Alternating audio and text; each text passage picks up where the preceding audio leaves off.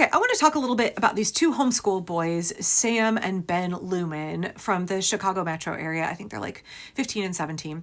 And they have been going really viral over the last several weeks because they have decided that they are going to be out there on the streets as teenage boys, as children, documenting what ICE is doing, and they're sharing their video footage. They've been in Chicago against Operation Midway Blitz, and then they went to Minneapolis, not just to go just because, just to cover it, but they had family there who requested that they go. That's my understanding. I think their uncle lives there.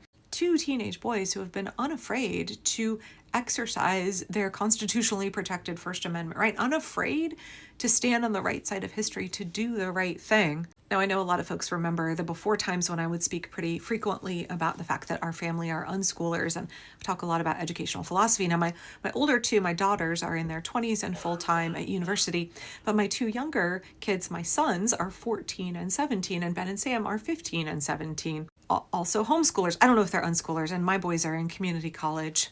And I was watching this interview yesterday with the boys on a local Chicago TV station, and they were talking about why they feel compelled to be out on the streets, why they feel compelled to try and do what they can as children, as youth, to protect their immigrant neighbors, how they are doing what they feel is right, and how this is something that they wanted to do, and how their parents are supporting them in that action and that choice. I think on like a larger contextual level, I appreciate seeing homeschoolers who are homeschoolers like us, right? Not those other kind of homeschoolers, not like far right, MAGA, fundy Christian homeschoolers, but folks who are, I don't know if these boys are of any particular faith, but there's an awful lot of secular homeschoolers, progressive Christian homeschoolers, Jewish homeschoolers. There's people of all faiths who homeschool, who are not fundy, far right. There's an awful lot of very, very progressive and also very anti-establishment, anti-authoritarian, raise their children with non-authoritarian parenting homeschoolers out there. And I think a lot of people don't know that we exist. They think everybody who homeschools wears a frumper and their kids do school of the dining room table, and they don't believe that evolution is real or even that species are mutable. They're using like a Becca curriculum, and they're teaching their daughters nothing above an 8th grade level of education. Yeah, there's a lot of that in this country. There's a lot of that out there, but there's a lot of us that are very, very different. And I think that Sam and Ben really exemplify that difference. I think if they lived here, my boys would be friends with them. But also there's this whole other level of just seeing the youth in this moment. I know people can get really discouraged when they don't see young folks, either teenagers or 20-somethings, showing up in ways that older people expect them to. And I think it's good to realize that young people are resisting in different ways. If you don't see them at a town hall, maybe that's because they don't feel that is the most relevant or useful way for them to be engaging. If they aren't participating in the same events you're participating in, please trust there's so many good young people who are willing to give so much of themselves. And that, as I like to say, we're all swimming in the same direction. It doesn't mean that we are all undertaking the exact same actions. It doesn't mean that, right, like you're in an inner tube and they're in a canoe, and so therefore we don't think that we're on the same team. No, we're all moving in the same direction. But their work doesn't look like your work, and that's okay. We all have different roles to fill now, and there are roles for the youth, and they recognize that, and they're taking the initiative. So I want to show you some clips from this interview, not only so you can hear these young men speaking, but also because they had some really interesting insights, right? A little view behind the curtain as boys who have spent months and months and months documenting what ICE is doing, what Customs and Border Patrol are doing, both in Chicago and Minneapolis. They have some pretty crucial insight, and I learned a couple of things from their interview. Trump administration's aggressive immigration crackdown has swept across the country. Countless people have been documenting agents, warning neighbors with whistles and car horns, and uploading videos of their encounters on social media. Two of the people who have been on the front lines are a pair of teenage brothers from the Chicago area. They kicked off their work as so-called ICE watchers when Operation Midway Blitz began in September in the Chicago region, and most recently were on the ground in Minnesota, documenting Operation Metro Surge. Joining us now to talk about their work as ICE watchers are brothers Ben and Sam Lumen. Thank you both for being here. We appreciate it. Thank you. Thanks for having us. This is so cool.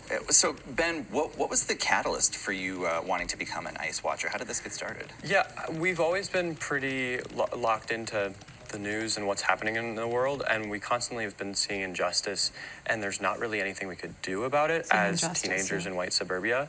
And so when we got a call from a family friend my mom came in our room, turned my fan off, and woke me up and said, "Hey, our family friend has been tracking ICE now for 2 weeks in Chicago, and he just called and said that they are 5 minutes from our house and they're arresting somebody." And so we woke up, we got out of bed, and we drove over, and we were late, but ICE had followed a van of workers from an apartment building to wherever they were trying to go. They had broken the windows, and then they had arrested all 15 people. And we were late. We didn't see it happening, but a bunch of protesters were still there, and so we got connected to a bunch of groups in the area. And really just getting into that connection and then getting to know people more and really seeing how it's impacted people is just further shown like why we should be doing this.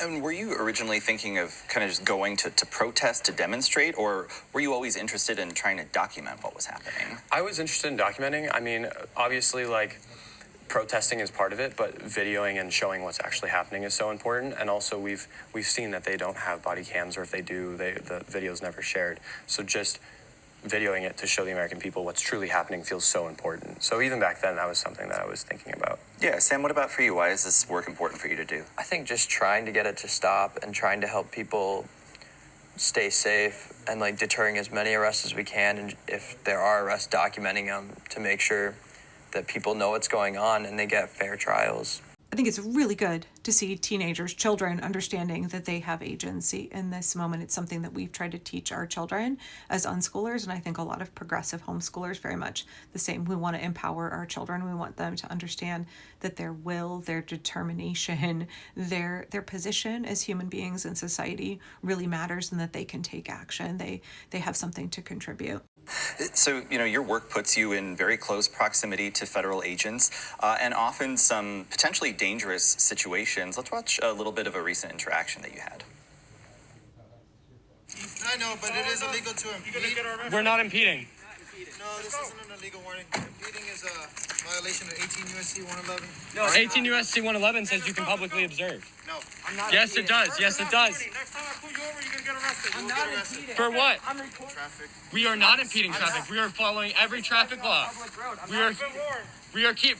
That is illegal. We are following every traffic law, and we are not getting in your way. We are just filming, which is our First Amendment right. So, Ben, what were you feeling when they confronted you like that?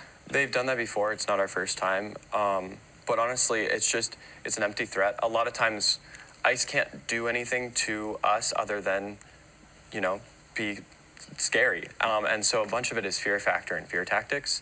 And that's one of their many things, is saying, we'll arrest you if you keep doing this because it's illegal because of 18 U.S.C. 111. 18 U.S.C. 111 basically just... There's other things that go into it, but it basically just applies if you're blocking them with your body or your vehicle, or if you're physically touching them with your body or your vehicle. And following them, giving them space, obviously you're letting them operate, and you're just filming what happens and documenting and trying to get any information is totally legal under 18 U.S.C. 111, and it's your First Amendment right.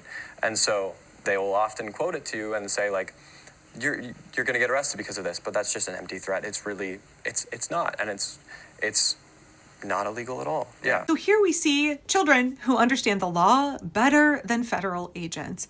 And I loved everything about this interaction. The courage in that moment, the way that they were unafraid, expressing very clearly what their rights are. We're not going to let heavily armed, masked paramilitary intimidate them out of exercising their rights. And then they explained to the journalist afterward, hey, here's what your rights are. Please understand that these guys are bullshitting everybody. And we actually can do this. We are confident in what our constitutionally protected First Amendment right is. And we are not going to give that up. We are not going to cede that to federal agents. Usually they'll have, or every now and then there will be an ICE agent that's in full tactical gear, or a CBP agent who's in full CBP gear, and they have big cameras.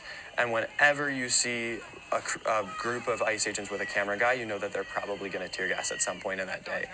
It's almost like they're wanting it to happen. They will be in areas and they'll be kind of caravanning down the street, but they'll go 5 miles per hour and then stop every 8 to 20 feet, jump out, stand around their vehicle, get back in their vehicle, and do the same thing over and over again. In the case of Bovino throwing tear gas from the 21st of January, that's what was happening. And I'm panning the camera and you can see that there's nobody in front of them. They could leave. But so often it feels like that they're just there to get their own narrative, and so we get to peek behind the curtain. I thought that was a really helpful insight there. I'd love to know what you think about how the youth are driving this moment, what their role is in the resistance. How can we help them feel more welcomed and empowered to take action like Ben and Sam?